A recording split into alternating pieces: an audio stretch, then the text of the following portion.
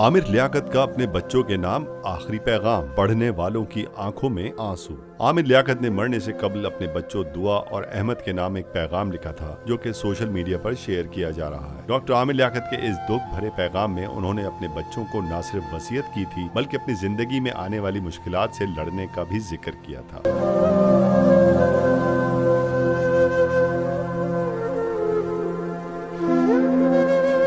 अपने पैगाम में डॉक्टर आमिर लियाकत का कहना था, मैं अपने बच्चों को हमेशा चांद की तरह रोशन और हंसता मुस्कुराता देखना चाहता हूँ। मैंने आप लोगों की परवरिश में बहुत मुश्किलात का सामना भी किया है और मुझे वो वक्त भी याद है जब मेरे पास 50 रुपए भी नहीं थे, लेकिन मैंने आप लोगों पर कभी मुश्किल का साया नहीं पड़ने दिया। डॉक्टर आमिर लियाकत का मजीद कहना था कि बच्चों, याद रखो, अल्लाह ने माँ बाप को बुलंद दर्जात अता किए हैं और मैं आप लोगों को भी आला मुकाम पर देखना चाहता हूँ।